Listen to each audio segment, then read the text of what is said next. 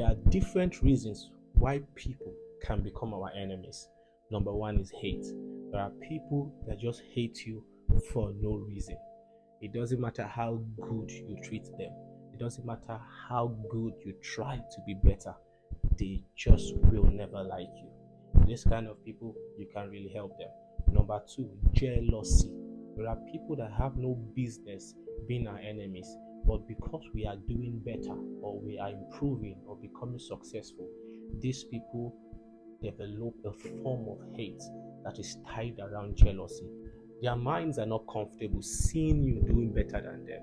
It's either you are below them or on their level. But as long as you are doing better than them, that jealousy will kick in and automatically make them an enemy of you. Number three, entitlement. There are people that feel they should be treated in certain ways because of their connections to you, or because of what they've done for you in the past, or because of their relationship with you. These kind of people are very, very difficult because they will keep reminding you of whatever it is that connects them to you. And the worst thing about them is that they are never satisfied.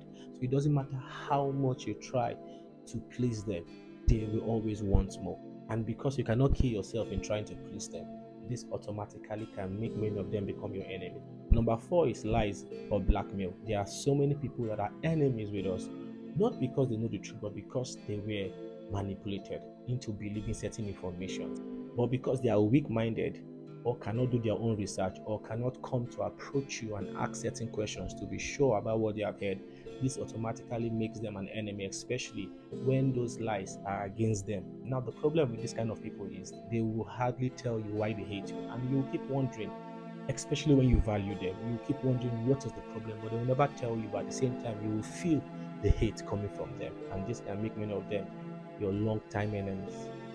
Number six is competition. You see, there are people that normally you should have no problem with, but because you are doing what they are doing and their success means your downfall, or your success means their downfall, this automatically makes them your enemy. You can find this a lot in sports where the top position can only be for one person.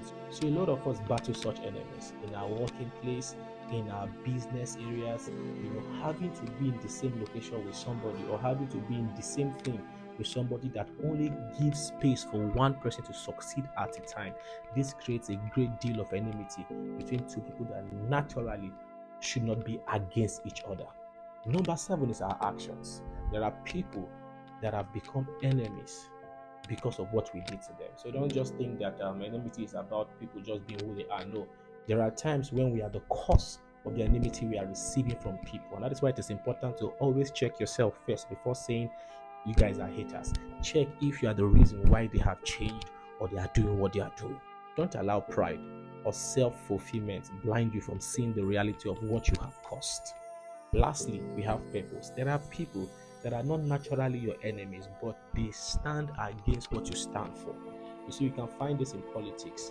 Because of the fact that you are in a certain party and you represent a certain ideology, we are going to have problems. You can also find this in religion too. Because you have a certain ideology or a certain belief, we are going to have problems. So there are people that naturally don't have anything against you, but they have something against what you stand for. And as long as you stand for that purpose, you will keep clashing heads with them. And finally, the biggest enemy you don't want to have is God. If you have chosen a path of wickedness, a path of evil, a path of darkness, you're going to have God to contend with, and it's a big problem if God becomes your enemy. Who are you going to run to from